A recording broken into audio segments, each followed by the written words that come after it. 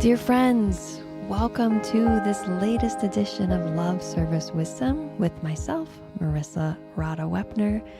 It has been a while since I have shared a conversation on this platform, and I'm really excited to do so today.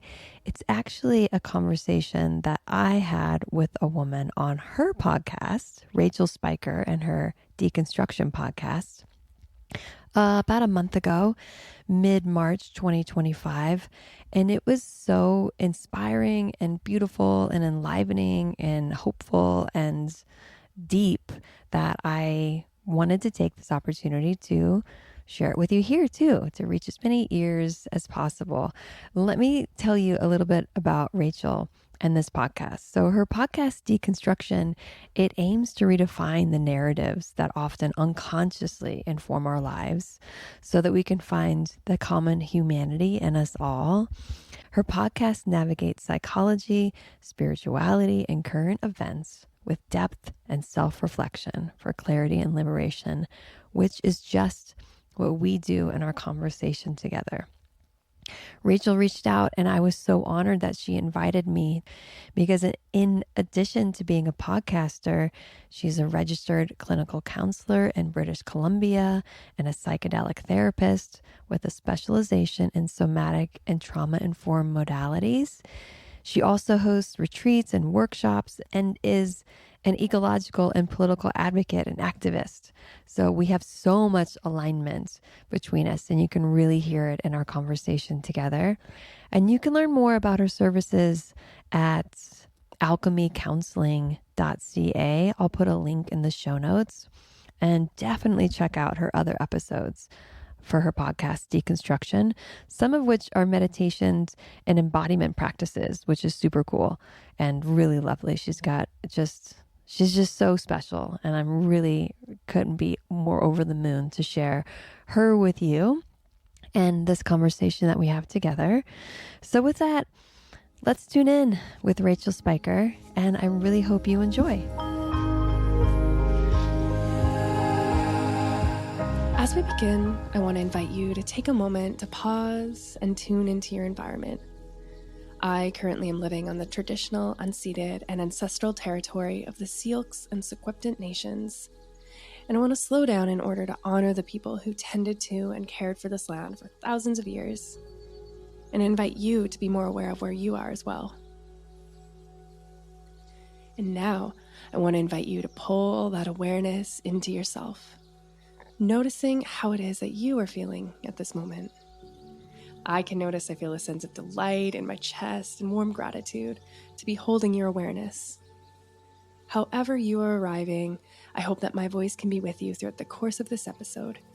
Thank you so much for going on this journey with me.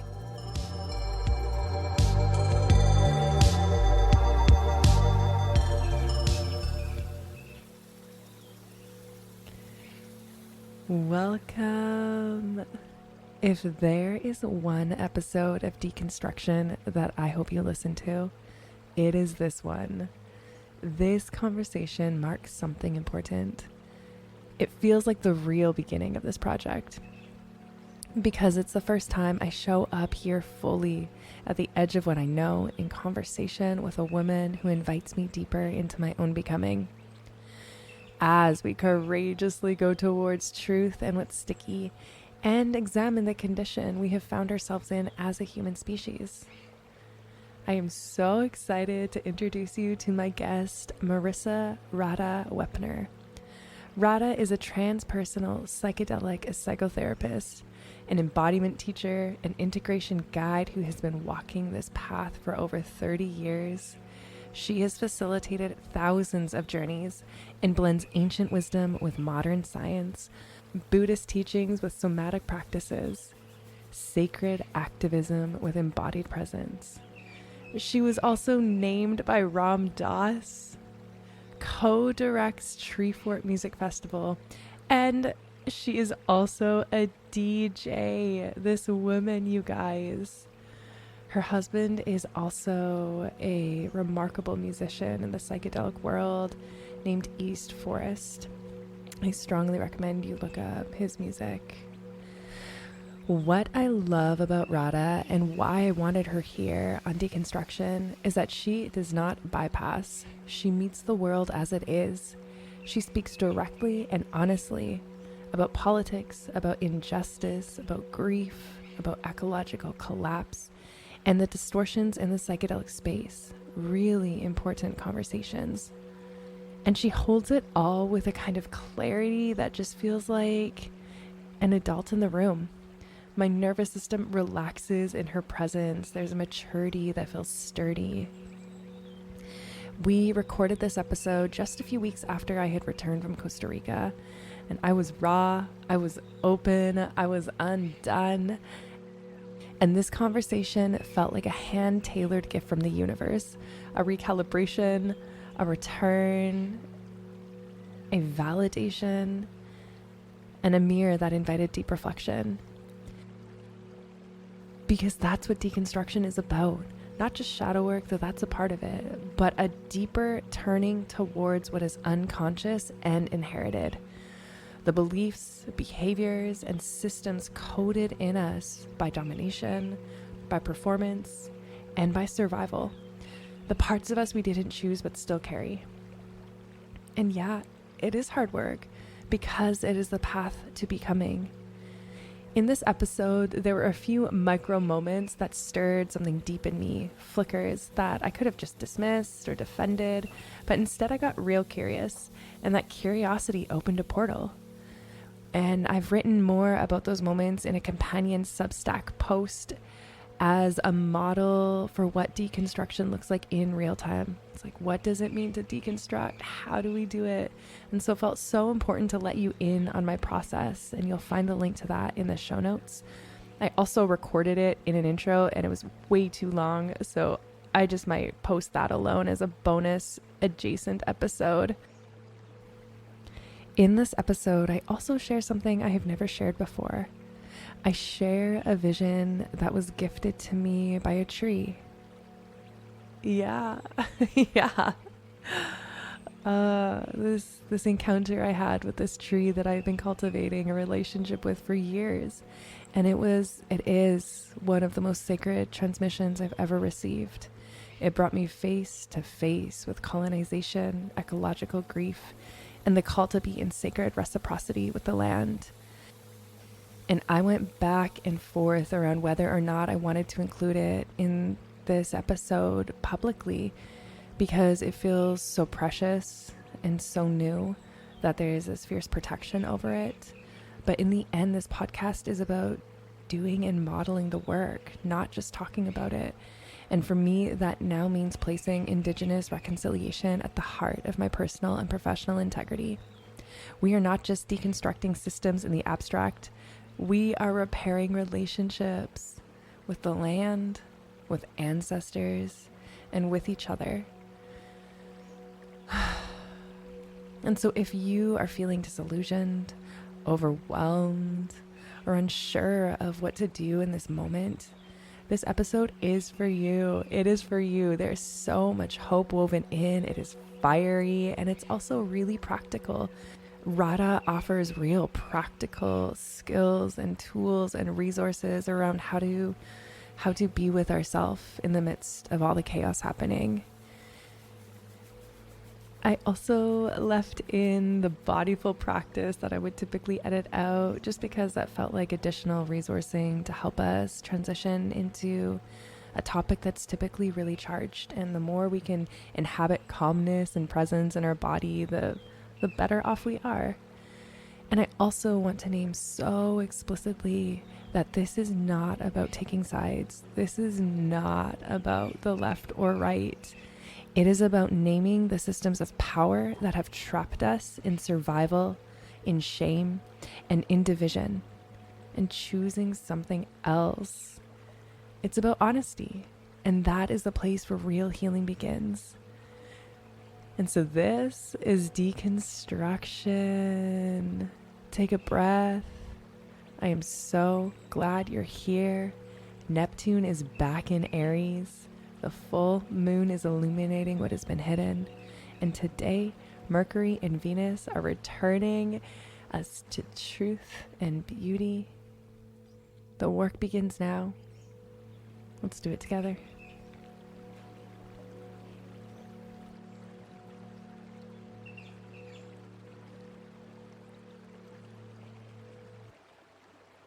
Typically, I like to just do a quick bodyful practice to let us transition out of life that's happening and to drop in and maybe bring more of ourself online. If that feels good for you. If not, we do not need to do that. I love it.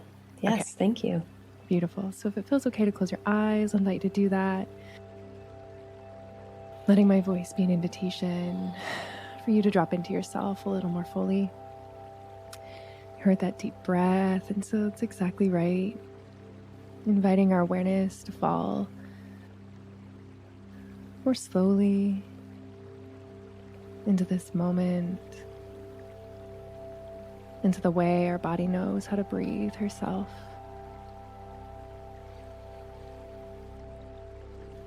Maybe taking a moment to put down the day that's already happened. Letting go of what comes next. Or just finding the way our body's sitting, supported wherever we're landing today.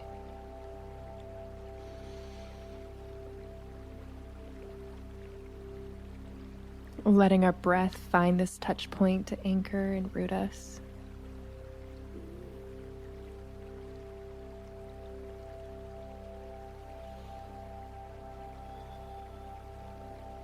That as we stand together on the threshold of a conversation that's never existed before, that we get to invite our bodies in, invite aliveness, curiosity.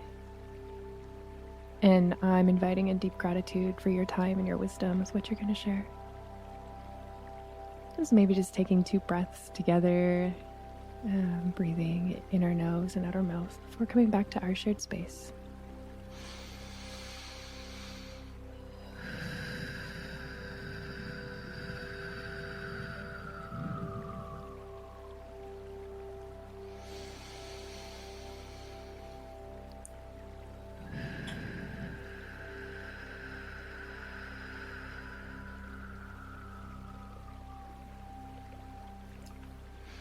I am lighting this candle that is standing as an anchor for you and I. I feel so nervous suddenly. I'm like, I'm in the presence of wisdom. That's sweet. You don't have to feel nervous at all. I'm looking forward to talking with you and our time together. Thank you. Me too. I'm like, you do so many cool things. I don't even know where to begin, but I do. I promise this will be an interview, but I just also want to say, like, wow, you are doing so much in the world, and I feel like almost every single aspect of it is so worthy of our attention. But I'd love if there's like something you're doing right now that feels alive that you want us to really highlight. You know, you can ask me anything you want. You know, anything that you're curious about that you think your listeners would enjoy. For me, you know, my personal agenda in this moment, what's so alive with me is really just the things that are happening in the state of our world. Yeah. And that's on my heart a lot and my mind a lot. It doesn't necessarily, I guess it does, touch the work that I do, but personally it's really active. And it feels like a new way of being too, turning towards that activism in a more direct way. My whole body is like effervescent tingles right now because that's what drew me to your work. I think I haven't seen a lot of people who look like us in the spiritual psychedelic world so actively posting about political things, and that's been a point of contention in my psyche. And when I like just watch your Instagram stories and you're talking about the state of the world and demanding and standing up for justice, I was like, thank you, this woman. That's nice to hear. I don't have any kind of mirror really, and so sometimes I'm like, is it too much? I'm losing followers, but I don't care. Maybe I'm gaining some too, and that's not really what it's about. I just can't be silent. Yeah. It feels like, you know, a couple years ago when it was the term was anti-racism. Now you have to be anti the regime. because if you're not, you are complicit, is how I feel. Yeah. Yeah. There's this moral imperative to use our voice. Well, I would love to hear your voice if that felt safe. And I mean, it is such a charged topic, and you being a public figure, really wanting to respect your boundaries and what feels good to share. And so I want to say, you can tell me afterwards as well that anything that doesn't feel good, I will edit out. Okay. Well, I try to really just be an open book. And so like when I've done my podcast in the past, it's really like one and done. I don't edit. It's just like, okay, that was what it was. So here you go out into the world. Krishna and I, East Forest, my partner, we just did a podcast together, and we do one every so often, the Radha Krishna Roundtable. And in our conversation, he had taken a phrase that I had said and used it as the title to the podcast. And I had completely forgotten that I had said the thing that I had said. And he told me after it was already out in the world, he's like, yeah, so that's what it is. And then part of me was like, oh my God, cringe. I can't believe I said that. Things just sometimes come out of my mouth. And it was the phrase, when the psychedelic landscape wasn't covered in garbage. Wow. Whoa. Oh, would you like to talk about that phrase? Sure. Like in our conversation with he and I, it just fell out of my mouth, and we kind of joked about it for a minute and then moved on. But when he and I were talking later on the couch, after the podcast was out and that was the title of it, I was like, I just really feel that that's so true though. When he and I have been in the psychedelic world for 30 plus years. And when I used the term garbage, I was meaning the commodification. There's so many tchotchkes and paraphernalia and new products, selling on top of the psychedelic landscape is one way that I meant it. And the other thing that was coming through was just thinking about pristine locations, pristine islands. I was just on a trip with my daughter in Bali, and was for the first time I'd gone over to Southeast Asia. And while it's beautiful, there's also a lot of plastic. There's also a lot of garbage. There's also a lot of westernization on top of a traditional culture. And so that's what I was referring to as well when I said that.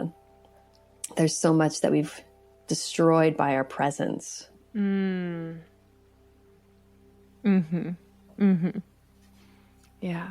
Which is maybe a little harsh to say, but I see it. I feel it.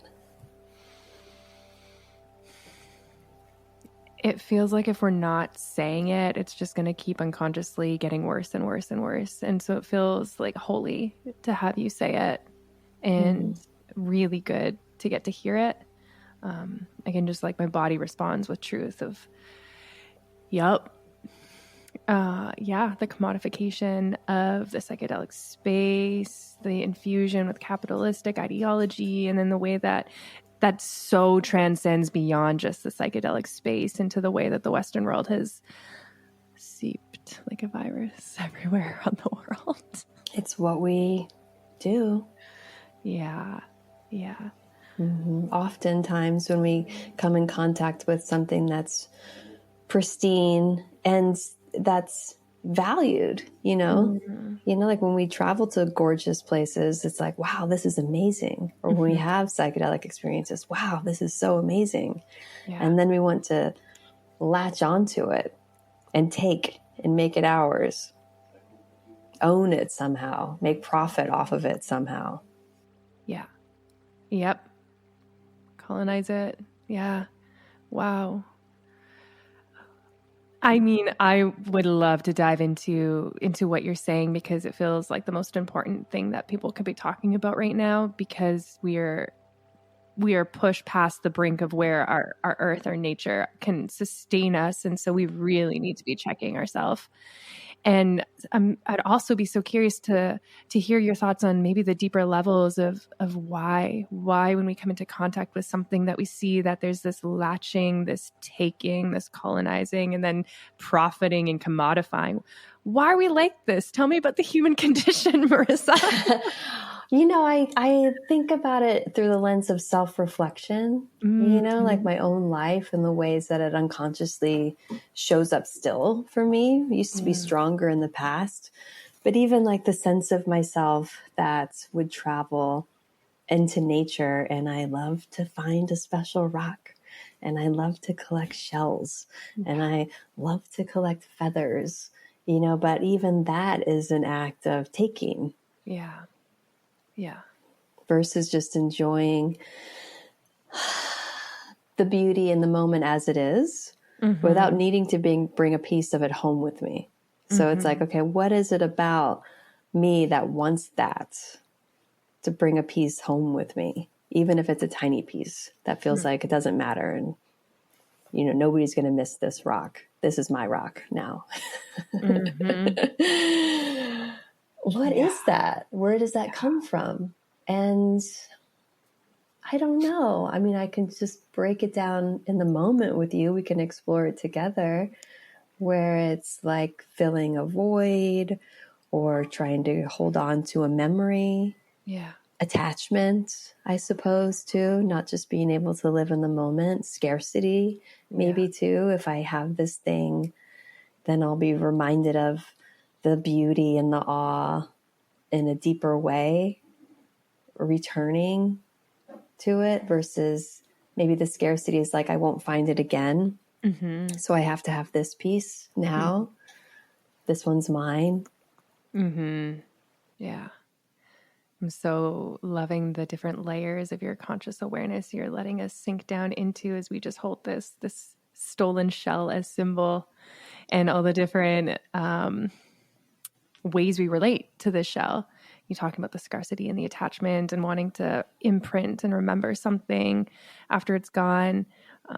I just am feeling so grateful my listeners kind of get to witness you in real time process this fractal of a moment that has really big ripples and implications into when we all do it, the shells disappear from the beach when everyone takes one. And we don't consider that. I know I didn't. I've been so guilty of that in my own life. Yeah. And so in the beginning, I think it's ignorance, right? Like we're not considering bigger implications.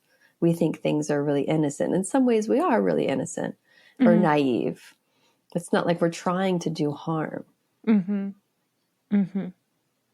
But it probably then, if we go a layer deeper, it's, especially in our Western world, our innate disconnection from the natural environment. One, makes us want to take things from it. And two, has us feel like we need something from it. Yeah. I'm circling around a word that I don't want to be too triggering, but there's this entitlement. Even if it's rooted in innocence, it's still like something saying like, I actually get to take this and extract it. Yeah, the entitlement is a good word here for sure. And that's like the blind entitlement. Yeah. What's the word in the social realm? I'm drawing a blank of where like the implicit bias, the implicit entitlement. Yeah. And not everyone thinks that they can just take things. So maybe it's more when the different color of our skin, we feel like, it's easier for me to just say, well, this is mine, versus other cultures or skin tones. Yeah. And that's cultural and generational. Yeah, it certainly is. Yeah. I love where you're taking us, and I'm just like teetering on of like, okay, do we go here? Let's go wherever you want to go. Like I said, Rachel, let's just do it. I like, what do you think the harm is in this an implicit entitlement that says the earth or resources are mine to take, and it doesn't really matter because I'm just one person and it's just a shell? What do I think the implications are? Mm-hmm. Well, I think it's where we're at now with our... Like, why should people care that we're doing that or that you are having this conversation? Well, I think the translation, when you get bigger, it's like, well, it doesn't matter if I drive my car every day, or if it doesn't matter if I'm going to fly, 40 times a year. It doesn't matter. So one of it is a lack of responsibility. You're not taking personal responsibility, which I think has really big implications. And one of the things that's happening in our society too, to a huge extent is, and that's not by accident, that we have less personal responsibility. I think we've been conditioned that way. So it's breaking through those cycles, and it's this sense of like, my choices do matter. It does matter. Even the small things matter. It all matters. It all matters. Yeah. Yeah, exactly. I think I like you circling in responsibility, because there's like this juxtaposition where it can feel so hopeless. Like our one little action is but a ripple in the entire ocean. So why does it matter? Where when everybody does that, then we just keep moving into the tsunami that's happening. And so it's like the most important thing for us to maybe recognize the personal is political, the personal is collective. And as you're talking about us taking this responsibility, really, I would call it like decolonizing, deconstruction work of our psyche to like peel back these layers of entitlement, of conditioned lack of responsibility, of privilege that is just given to us, that we are programmed with. I wonder if we can move this into the psychedelic world, because I know when I first started the psychedelic adventure, my gosh, I was like, this will save the world. This is how we like undo these deep societal programmings in our psyche that we can't see otherwise. And like, this is the only chance for nature if we start to wake up. And as I'm sure you've experienced, or as I'm moving into this place, it's like, oh my goodness, people keep their mindset. They just make it prettier. They commodify it. And the psychedelic world actually isn't as like, the medicine isn't doing the work for us. And I really thought that there'd maybe be more momentum for some people to do the work. I'm just feeling a little disillusioned at the psychedelic state right now. And that's kind of the arc of it, is you have your first psychedelic experience, and it is so revolutionary, and you feel the revolutionary power of it. And you maybe for the first time feel an embodied sense of God, divinity, light, oneness, beauty, love, connection, and you're lit up. And you think, this is it. And everybody in my life should do it. And this is going to change the world. And then that doesn't come to pass. And then you witness people who have done a lot of psychedelics, who still have a lot of neuroses and are still incredibly dysfunctional. But now there's this, because they've touched a place within them that is God, the ego gets inflated that I am God. And now everything that I think or see or feel like in a psychedelic journey is true or truth, which is a delusion in itself, because we all, I would hope, have experienced not everything that you experience in the psychedelic journey is true. You have false memories, you have false dreams, you have false projections, false visualizations. Some of it's real, but not all of, a lot of it isn't actually. Yeah. And so then how do you weed out the truth from the lies or the disillusionment? Yeah. And that's a skill you have to learn, that discernment. So grounding back into your daily life and taking the circle a lot smaller. Instead of I'm going to save the world, it's I'm going to clean my room. I'm going to walk the dog. I'm going to start therapy. I'm not going to take that shell. I'm not going to take the shell. I don't need another shell. I would love to maybe talk more about the cultivation of that discernment, if that felt good, because it feels like as the wave of psychedelics is coming and the crystallization of power that psychedelics like can draw in, and sometimes our ego is not being the container that can expand with these big spaces and then come back down to earth, you're talking, or you're pulling us towards something that feels so important for people to start to learn and think about, is how do we have that discernment? How do we move through the weeds and maybe anchor back here to integrate well, not narcissistically? Well, there's layers to it, right? So it's like if you're thinking it through the lens of I myself as a psychedelic journeyer, how do I then begin to walk in the world in a way that's real and grounded and not conflated? So that would be giving space between your practices, your psychedelic journeys. You're not doing an ayahuasca retreat every weekend. Maybe it's once a year you have a big journey, or maybe every 6 months at most, really. And then in the in-between time, what are your practices? What are your sadhanas? How are you working in your inner landscape to self-evaluate and to get to know yourself better and to do your own shadow work too? So not trying to maintain the high. Yeah. Allowing yourself to go into your own mundane and your own inner depths and like I said, the everyday, like getting your everyday life in better working order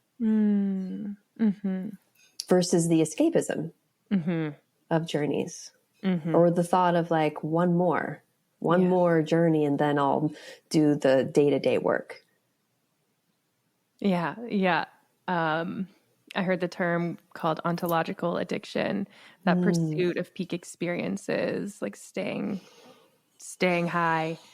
And I love that you are grounding us back into the mundane. And if our spiritual practice or our personal expansion isn't actually infusing the mundane with sacredness, like I want to be more at earth. I want to be more in my body. And if my spirituality is actually trying to transcend that to like 5D or heaven, then I want to be curious about that. You should be. That's a great way of putting it. I love that so much.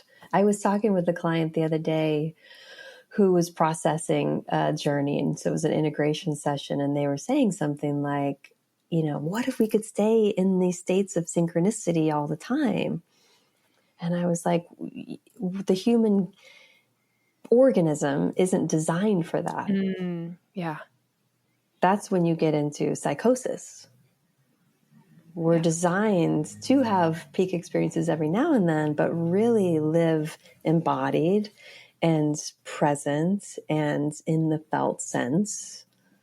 And the design of this is that we forget also. And that's okay. Because there's this thought of like, oh, but you have this like beautiful oneness and we cling, you want to attach to it. I should feel this way all the time. I should be enlightened all the time. And the symbol for me is always a spiral. And you have at the center of the spiral, that moment of those journeys. And then when you return, you're spiraling out, and that's the forgetting. And it's almost like Ram Dass's analogy of polishing the mirror. It's like the mirror is collecting dust and film and dirt, and that's okay. And then something happens where you begin to walk again towards the center of the spiral again, till you have that moment of remembering. For me, every time in my deepest moments of journeys, psychedelic journeys, it's always the exact same place. It's always a sense of like, oh yeah, here I am again. Yeah. And when I come back out of a journey, I'm so grateful to be back in my body, to get the pieces of my consciousness back. That's not something I hear often. I really appreciate that. Like, grateful to be back in your body. So grateful to hold the humanness of you again. Yeah, it's such a relief. Yeah. I wonder if you being able to do the deep work that you're doing to come back into the humanness, into your body, if as you've been studying into that, if that's helped how you are moving towards the crisis of the world in any sort of way?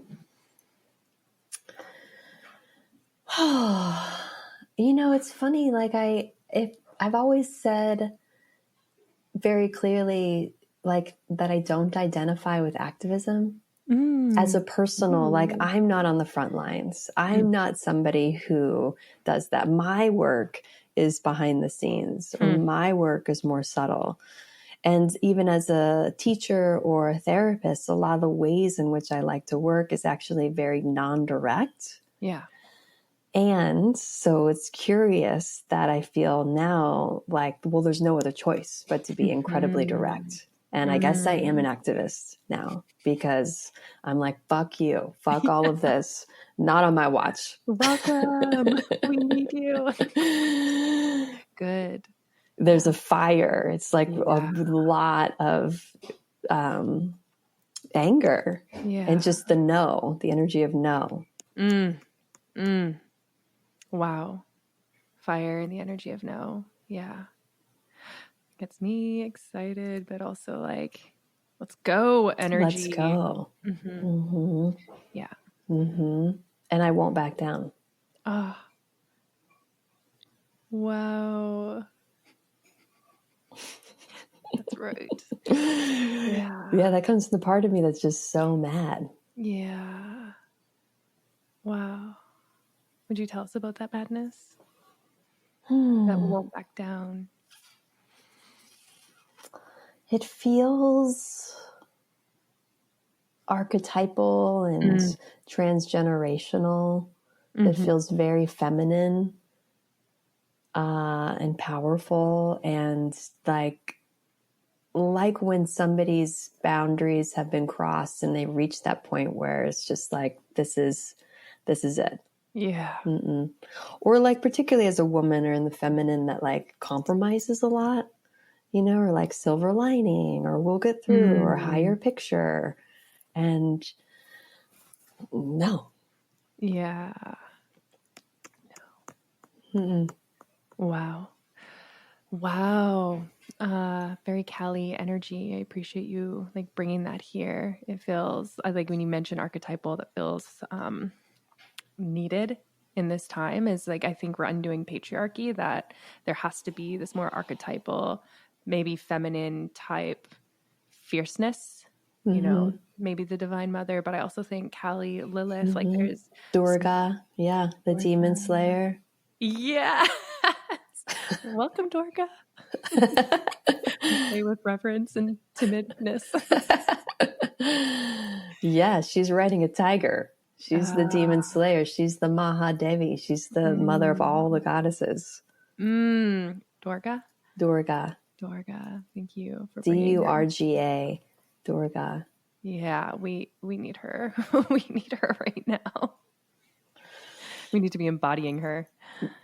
And I think more and more of us are. Yeah, I was going to ask that next. Are you seeing your fire moving collectively or in your circles?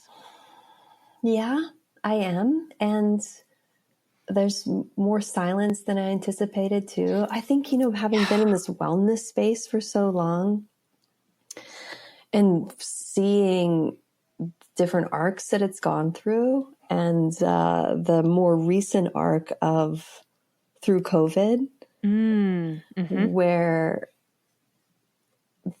so much more of the commodification, and then the how would I phrase it? Just the misinformation and the ego inflation and the propaganda and the derailment. And then within the sphere too, the othering, like before, the wellness world was like all one thing. Really, there wasn't many fractions within the wellness world, but now there are very clear camps within it. And so I'm not in the side of the wellness world. I didn't participate in it. I wasn't like pro RFK. I didn't ever get fooled by his messaging. I've only seen him as a straight up con man, grifter through and through. And so those that I think felt that did fall for him, my assumption is, because I haven't seen anyone say or admit, oh, wait a second, this isn't what I thought it was. I haven't seen anyone say that publicly, that from that side. So there's a lot of silence too, where I guess maybe the assumption is they're trying to find their footing. What happens a lot when you get conned is you continue with the con because you don't want to admit that you wasted time or money. And so there's this deep self-delusionment of, well, this time it'll work out. This time I can trust them. If I give them $10 million more, then finally the investment will come through. And it keeps getting more and more and more and going and going and going. And so it's hard to extract yourself from a con, actually. Very, very, very, very difficult. Yeah. I'm just so appreciating the words you're saying. That's a silly sentence. I really am. I think it feels like such a profound privilege to get to witness you like an elder in this field, even though I'm going to say you don't look old enough. Not that I think ageism. I'm 46. I just had my 46th birthday. Happy birthday. But Thank you are an elder in this field, and hearing the different seasons that you've been through and the wisdom that you've carried. And there sounds like there's this ability to thread truth through all of the different phases, or maybe that's earned now that I'm seeing. But when you talked about being conned, it made me think of cult ideology and the way that we were fed a certain worldview, that it becomes true, and to untangle consciousness from the brainwashing, literally, not in like a judgmental way, but literally brainwashed into a different reality. It's like, how do we start helping people? And conned feels like that same energy. It's like, oh yeah, I bet foolishness is not a good feeling to feel, and must be really hard to admit that we were wrong. And you're brainwashed. So how do you unbrainwash yourself? What will it take for you to extract yourself? What begins to fracture it? And it can be a slow process. Sorry. Go ahead. Very slow process. I thought that's what psychedelics would do. It'd come and like break people's brainwashing. And I sure was in for a reality check. I was like, you're doubling down on RFK? What? Oh my goodness. Yes. That's the thing that gets me angry. That's the fuel for my anger. When you just said that, I'm like, oh, it makes me so mad. You're doubling down. You're pushing people towards it. You are standing as an authority in lies. And then when it gets tricky, you back out, actually. Now you're silent. Now you're taking another break from social media right now. Oh, that's convenient. That's convenient. Yeah. Okay. That infuriates me. Good. I feel like that's an appropriate reaction. But what do we do with that anger, do you think? Well, that's what fuels me into my daily directives. So it's like, now I'm a member of the Idaho Abortions Rights Alliance. Now I am in this book club against battling Christian nationalism. Now I'm a member of an organization for refugees and new Americans. Wow. So facing the fire has fueled action. Yeah. Good. Wow. Thank you for doing all those things. Those are really important. Now I'm showing up at the protests. I mean, I would always go to the protests before, but not a lot of people are there, and I'm there. Yeah. And I'm inviting people, and I'm talking about it, and I'm sharing things on, like you said in the beginning, on social media. I'm listening to a lot of podcasts. I'm educating myself quite a bit. I'm staying in the know versus with my head in the sand. I'm not doing that. And I think that's what I was more like before. I was more complacent, and this energy of like, the news is bad vibes, and I don't want bad vibes. Yeah. It's such I think, a privilege for folks who look like us to be able to discount the news that's happening, because it is activating. Like, it can feel like bad vibes. It's also triggering, but there's also, I think, based on our privilege or responsibility to stay in the front lines, informed, educating ourselves, to be really, like, I guess what I'm thinking of is when we talk about the news, it is so inundated with misinformation. And how do we discern through the actual swamp of what is out there? Because it's flooded for a reason. Mm-hmm. And my one compass for that is like, I listen to Black women. I listen to queer folk. Like, I'm listening to the voices who are already. Who are some of your favorite? Adrienne Maree Brown is one of my favorite. Dr. Pauline Gum. And they have like a whole community of individuals that their voices are just, they've been fighting this fight for so long. Audre Lorde is on my elder shrine. And so I'm like, it's not so much like the news sources. It's like, who are the voices that we're listening to? And can that help us be a compass through the misinformation? And so I love listening to you talk about being at the protests, using your voice now, and having to be invested to know what's happening, even if the news world is a very triggering, intentionally so field to expose ourselves to. And I'm wondering I'd love to just hear your thoughts, because I'm saying a lot, and also how you navigate the misinformation and make sure that you are. I try to be discerning, for sure. Because, like, for example, over the summer, I remember a couple of times I would listen to Tucker Carlson, just to like, what is he saying that people are believing? I was going to say, where are you going with listening to him? Just like peeping in, like, what's going on over here? And the way that he talks, it's so sure. And it's so convincing. Yeah. The way that he lays it out and puts it together, and the authority through which he speaks. And then I think, okay, well, I can see why people would fall for this, because it's packaged really, really well. Yeah. And so then when I'm listening to something, like just today I was listening to, I think it's called the MeidasTouch. Okay. You know, those three guys? It's a really, really wonderful podcast now on our side of the fence. But while I'm listening to it, I'm like, but is there pieces of the Tucker Carlson in this? Like, what am I missing? You know, I so realize that we're in such distinct reality tunnels. Yes. Meaning I'm in a reality tunnel too. I'm in a bubble too. I'm being fed my algorithm also. Yes. Yeah. So I think first just having the awareness that that's a fact is important. That even on this side, it's our own level of propaganda and echo chamber. But yeah, it's hard. Like I second guess myself, but not really. But I think about it like, do I have it wrong? Maybe I have it wrong. This feels really horrible. All the most vulnerable members and pieces of our culture and society are being attacked. Yeah, that feels wrong to me. But am I seeing this incorrectly somehow? I just went through a sort of political scandal by proxy in the psychedelic world, and I was the only one who took a certain stance. And I was like, what is happening? And it was one of the most like jarring moments of my life, because I so understand I am in an echo chamber, and, you know, left and right. And the whole point of this podcast was about deconstructing those narratives to be like, okay, we're humans. How do we fight the systems of oppression? How do we find truth?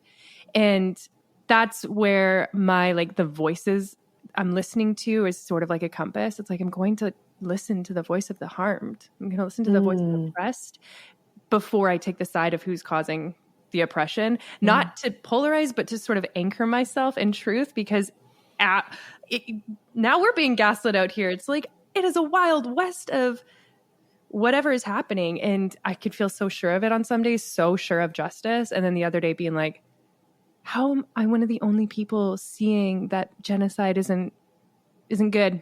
Not usually on the right side of history, but I'm really being made to feel like I'm crazy for believing this.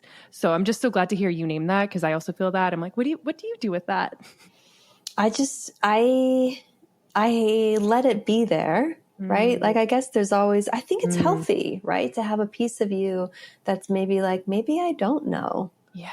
Because on the other side of it is what we see is like this entrenched, self-righteous conviction that's immovable. Yeah. And that's so destructive.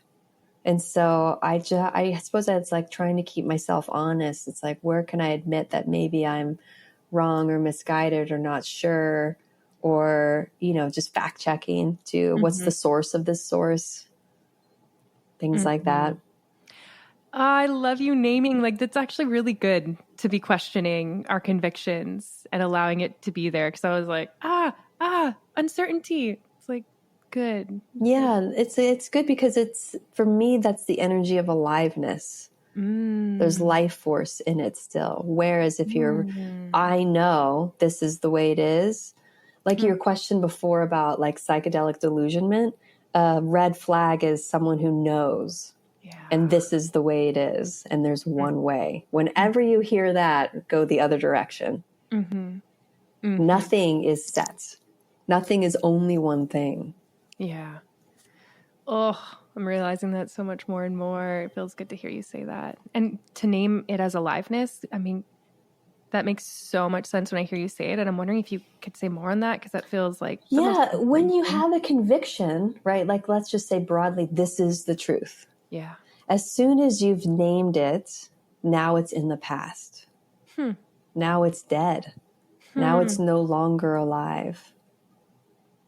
The aliveness is only in the present moment. Which includes, where are we going next? I don't know. What's coming next? I don't know. Truth is, there are, of course, universal truths that don't change. Like, change is the only constant. But then when we're talking in this realm, it's nothing is black and white. That's where I question, like, well, which piece of this am I missing or am I getting wrong? Because I'm sure there are pieces. I'm being fed something too, to think a particular way. And then I even go out further. It's like, well, what part of me and my anger in this moment is somehow how I've been manipulated to feel angry, to then be the other against the other, to then enact the whatever that I'm not even aware of, that I'm a pawn in. Yeah. These are such important questions. I'm feeling, again, so privileged that my listeners get to hear your process and witness how you are holding yourself with such integrity and accountability and respect as we are navigating such uncertain times. And it's making me think of one of the Ram Dass quotes that I feel kind of circling in my head right now, where he's like, we need to have a lot of compassion for our predicament. Yeah, we really do. Yeah, that really touches me.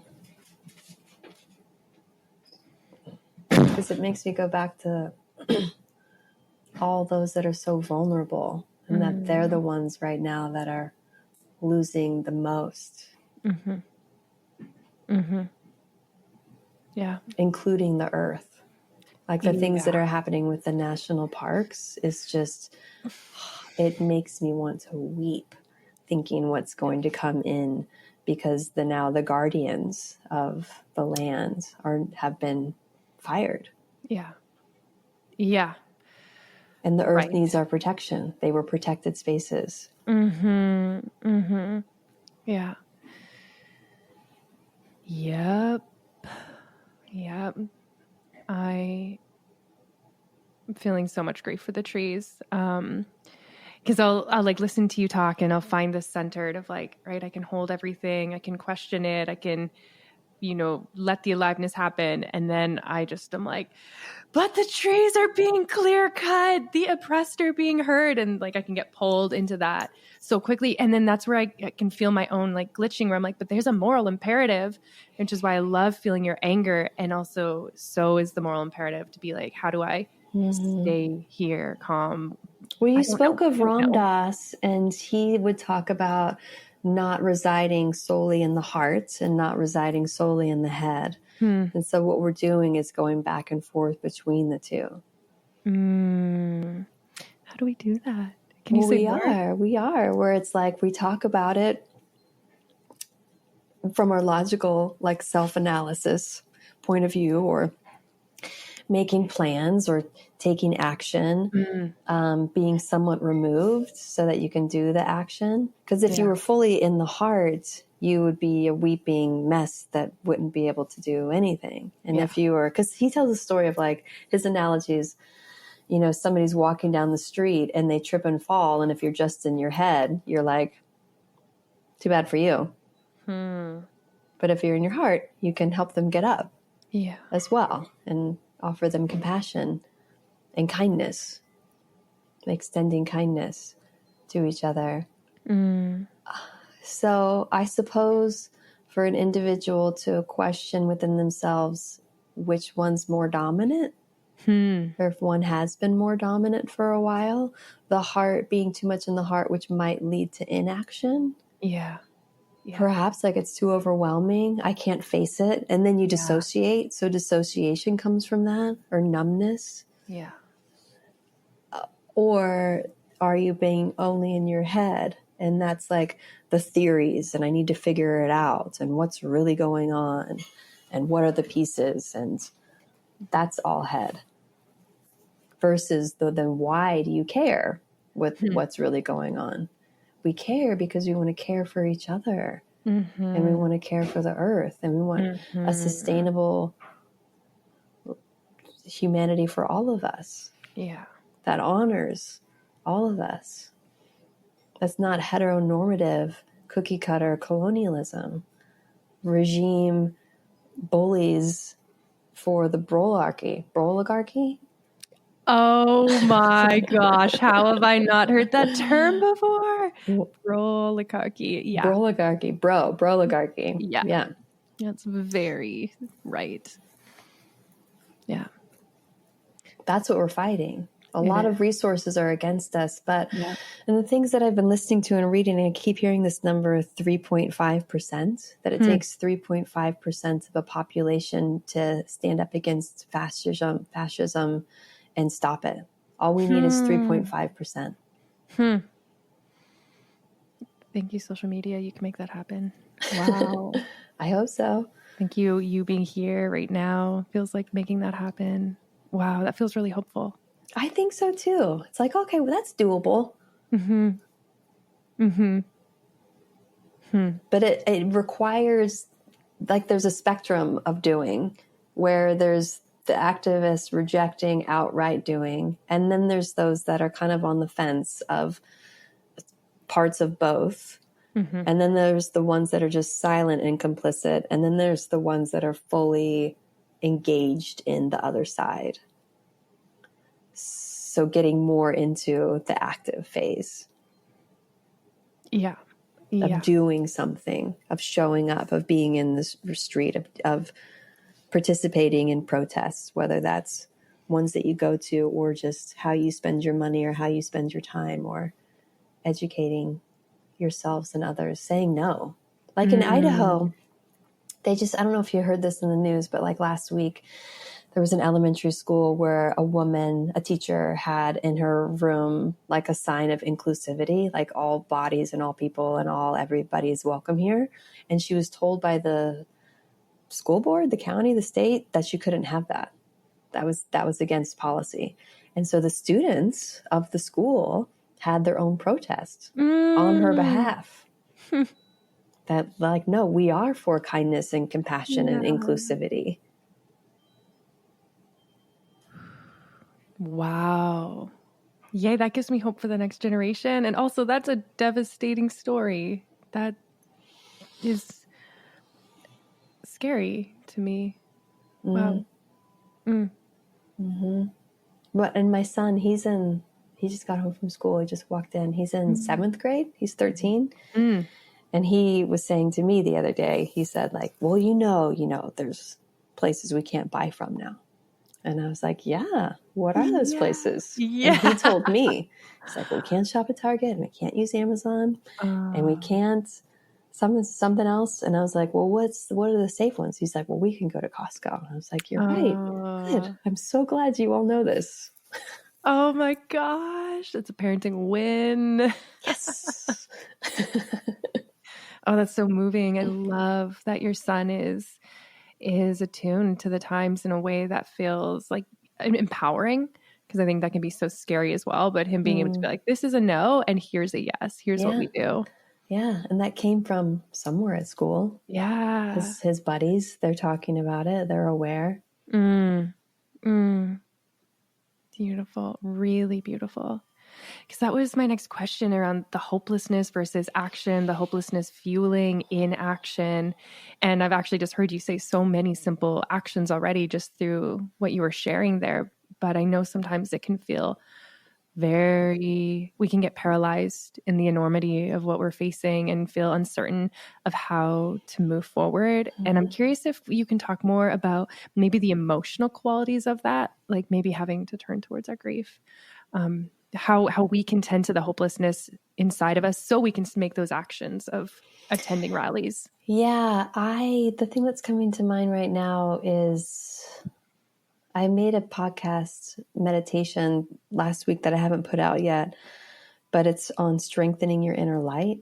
And when I went to the protests last week at the Capitol, I made a sign that said, strengthen your light to sustain the fight. That's my slogan. And so how do we deal with the despair? It's those inner practices that recenter you and reconnect you to higher purpose, higher power, higher meaning, resolve, clarity, beauty, truth, love, whatever has you drink from that well again inside would be a way to get through the despair. So noticing when you're feeling, it can either look like overwhelm, like there's too much and I give up. And maybe you need a break for a couple of days, maybe for a week, maybe for a little bit of time. It's okay that you pull back and you restore your battery. So watching for the overwhelm and while you're restoring, doing things that actually restore you. So it's not just vegging out, but it's being in nature, moving your body, reading, listening to things that are hopeful, that remind you and realign you, and then strengthening your inner light. And then watching for when you might get into a space where you're too certain, right? Like too proselytizing, overbearing, active, hypervigilant. Hypervigilant of like, it's like edgy, grumpy, everything's bad everywhere. So while you're trying to be a force for good in the world, you're actually being an asshole to most people in your life. So watching for that when that takes over and it's like, okay, I need to recenter again and do the same thing that you would do if you got overwhelmed.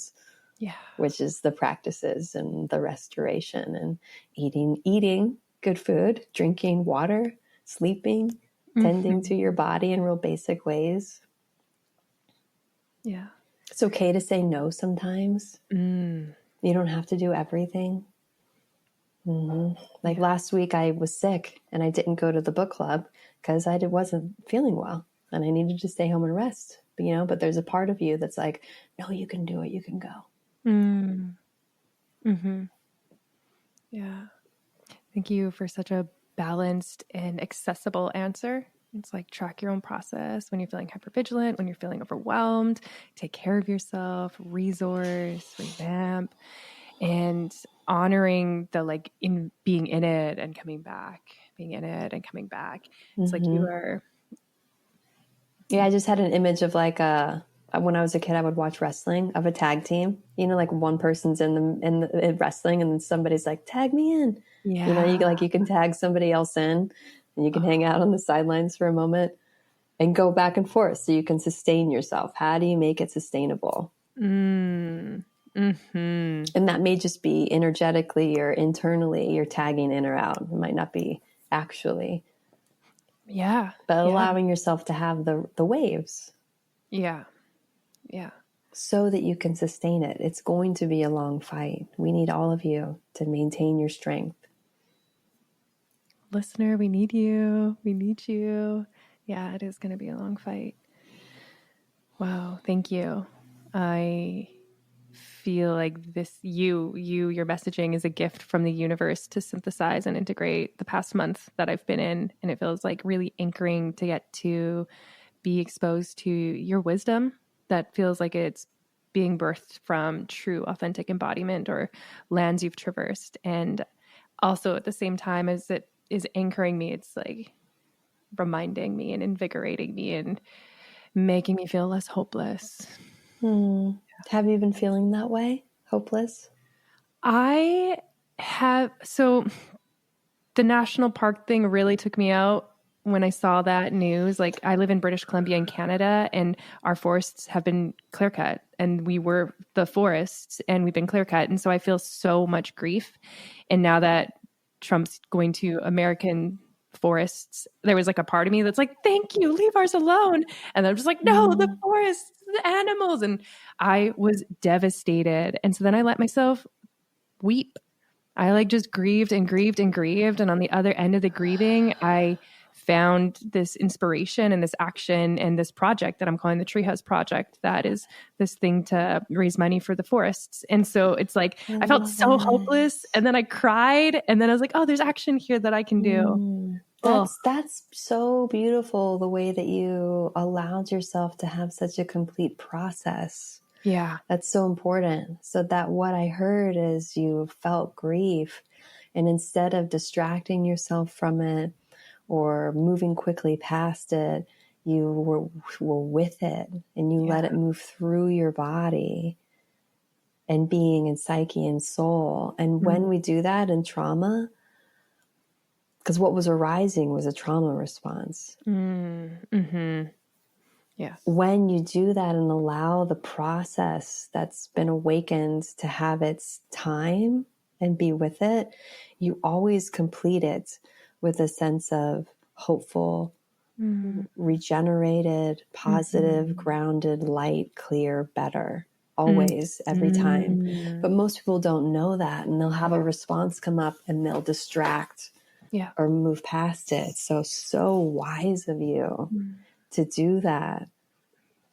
So such a beautiful, complete process. Thank you. It took me a long time to be able to look the earth's grief in the face and tolerate it. It's painful. I feel it right now within me. Yeah. There's like tears like right there. Yeah. At the protests, sometimes you'll see people with signs that say, I speak for the trees. Yeah. Yeah. Ugh. Mm-hmm. Yeah. Yeah. That the ignorance of those that want to just extract, and then the US gets so effing embarrassing of just like, now we want Ukraine's resources, and now we want Greenland's resources, and now we want Canada's resources, and now we want control of the Panama Canal, and now all this colonialism. We're not even being subversive about it anymore. We're being totally overt and in your face and just taking. Yeah. Instead of caring for what we already have. Yeah. Yeah. The United States has such an abundance of natural resources. No, let's decimate all of those also. And then take from everybody else. Yeah. Yeah, I know. Like, taking some deep breaths here. I'm taking some deep, like, actually, we just got to hold space for the bigness of that, the devastation, the grief. Yeah. It's a macro example of like, I want this shell. Yeah, exactly. Yeah. And I can profit off of it. Yeah. Sometimes I think about, I'm curious about like what the United States looked like before it was the United States. Like the trees and the landscape and the natural environment that was there before it was all clear cut or mined. Yeah. Yeah. I think about that often. Yeah. I can drop right into a reservoir of grief. And the colonizers who met with the Native Americans, and it was just like all they had, their whole filter was dollar signs and money of, we're going to take this from you. Yeah. You're not using it properly. Don't you see all the wealth that's here? Mm-hmm. Yeah. And how foreign of a concept that was. I'm thinking of like the conquistadors who arrived in Central America and South America that were like, where's the gold? Yeah. And they're like, Can we eat it? Yeah. There was a word that I came across in some reading I was doing last night, just thinking about this. It was in the conquistadors where there was like Montezuma was like the land of the gold that they were told by the indigenous people, like when they were looking, like, where is it? Where do we go? And then I was reading last night this book on older tribes from in Mexico. Their word for the earth was very similar to Montezuma. I thought that's so interesting. Like lost in translation. Maybe they were just saying, well, the earth is a pot of gold. What you're looking for is right here. Yeah. Yeah. Yeah.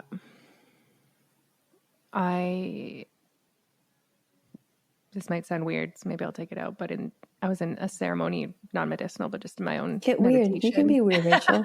You're totally weird. I was in a ceremony meditating the other night, and I pulled beaver, which is Canada's animal. And Canada has this, like, our colonialism was called the fur trades, where we created mass ecological genocide on all the animals that had fur to make mass amounts of money. And it's like, I historically knew about our fur trade industry, but something unlocked as I looked at the beaver, and then I pulled bear, and then I pulled wolf, like all these Canadian animals. And it was like, I could unlock to the grief of actually what the fur trade meant and held. It was very overwhelming. It was very good. I needed to go there, and it just was an opening. But then as I've been in, like, I go to a mountain that's near my house, and I like sit and just be with the trees. And as I'm looking at them, as like just them invoke like symbol and activation in my psyche. I'm not sure. I was thinking about the way that like consciousness was literally different when colonizers came and landed on Canada. It's like there was fundamentally a different way in perceiving reality, one of deep respect and reverence, and then this money hungry, excavating colonial energy. And I was like really in deep communion with this tree, I think. And I had this like sense of the tree being like, can you give our Indigenous people back to us? It's like we miss their attention. We miss them, how they related to us. And we have, in Canada, our history is residential school, where we committed genocide on the Indigenous people that were here first. And I was just like, as I was in communion with the tree and realizing like that's the relationship they had with the land, and for us to come and interject a violent psyche on to these peoples, that I could just like feel the grief of the tree and being like, we take your violence out of our people. We want relationship back. And I was just like, I'm so sorry. I'm so sorry. I'm working on it. All of that is truth. Every single word of that is true. Yeah. Yeah. Mm-hmm. And we start by recognizing it within our own psyche. Yes. Yeah. And you sitting there with the trees and being of reverence and bringing in an offering, you know, that was such a simple, commonplace, always practice of giving back to the land through the material goods that we had versus taking. Yes. Yeah. Yeah. Which brings us full circle to taking the shell, and maybe next time questioning if we should or not. I'm in a project now of rehoming lots of natural artifacts that I've collected. It's a fun project. Mm-hmm. Mm-hmm. Yeah, maybe making those into little offerings too as I go. Mm-hmm. Mm-hmm. Giving the earth back to itself. That is so beautiful. That makes me weepy. Oh, thank you for doing that. Yeah. Yeah. That's the great thing, about our practices and even psychedelics. Once you know a truth, once you realize a shadow piece, once you shine light on something, I don't think you can actually unknow it. You can pretend like you don't know anymore, but part of you always does. And so when you're questioning like the use or the validity of these journeys and what they reveal and how it can get so distorted, even if there's just one truth that lands with you that you weren't aware of before, like a new piece of yourself that's been revealed, that is enough. Yeah, that sounds hopeful as well. Like once it breaks through that layer of unconscious and it's like here, psychoanalyst I really appreciate, Marion Woodman, talks about once you ask the question, it constellates in your unconscious will emerge. And this feels not like that, but adjacent to that. Like once there's like a thing that breaks through, then that chasm can't be undone. And if you let it, more will show up. And if you don't, that's maybe where it gets very distorted and a bit violent or skewed. But still, But still, you know that you're doing wrong. Yeah. I feel like that's true. Yeah.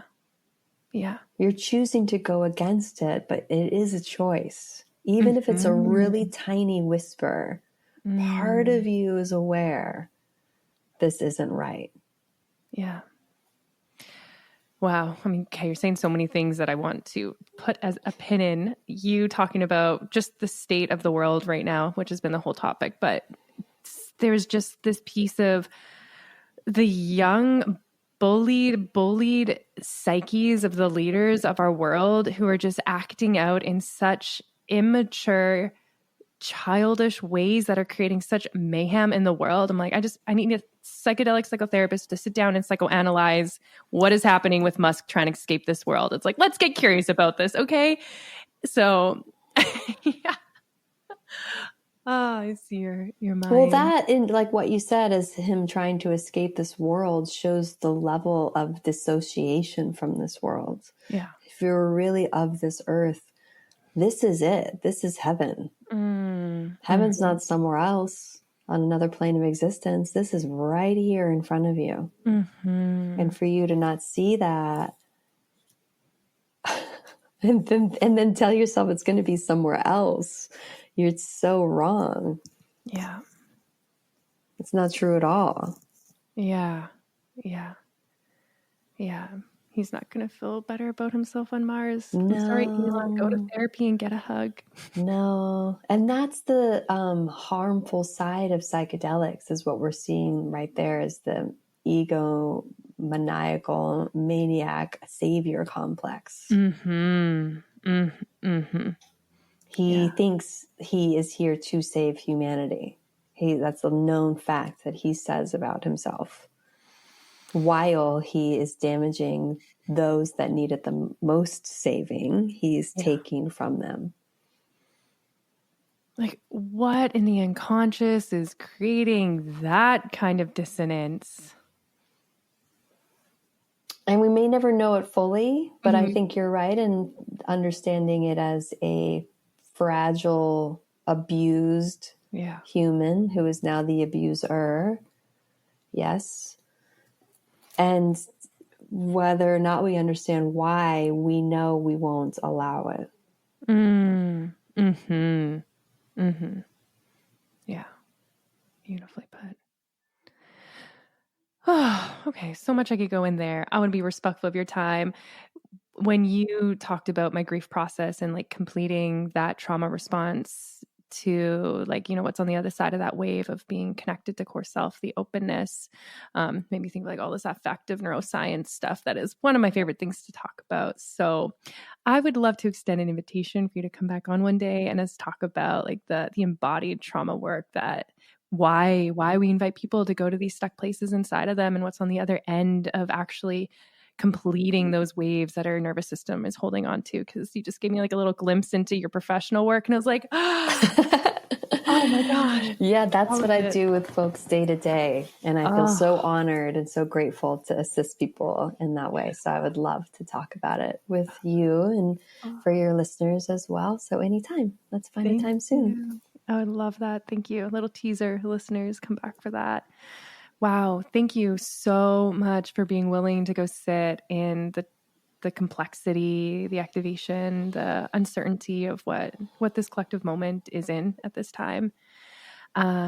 Is there anything we haven't talked about or said that would feel good for you to say as a closer? No, I'm just grateful for your invitation to have this time together. Grateful to share with your listeners, and we can do this. Thank you. We can do this. Yes. We can do this. We are really doing it. Important. We are. Yeah, you are. Yeah. We are. Mm-hmm. We're at the spear tip. We're at like the little beginning of the wave, and the wave's going to get bigger. Mm-hmm. It will. Yeah. And we're in this together. We're supporting each other. And now that we've connected, we're connected. Mm-hmm. You know, I support you, and I feel your support of me. Mm-hmm. And that's strength. Mm-hmm. Yeah. That's moving towards that 3.5%. Yeah. Yeah. Mm-hmm. Thank you. Where can my listeners find the work you're doing in this world? And all of it will be linked in the show notes. There's my website, marissaradawepner.com. And then the same on socials, Marissa Rada Wepner. And then my podcast, it's Love Service Wisdom. If they want to tune into that, it's been on pause for the past couple of years. But like I said, I just opened it back up last week because I feel very motivated to begin to share again. So tune into that as well. Mm-hmm. I know I will be. So thank you. Beautiful. As we come to the end of this episode, I want to take a moment to express my deepest gratitude to you, our wonderful listeners. It feels like a profound privilege to take up space in your awareness. Your support means the world to us, and it's because of your curiosity and openness that this podcast is possible. A big thank you to our guest for sharing their wisdom and insights with us all today. If their words resonated with you, I encourage you to look them up on social media or find their website. I also want to extend my gratitude to Jonathan Kiddo for his unwavering support and dedication to producing this podcast.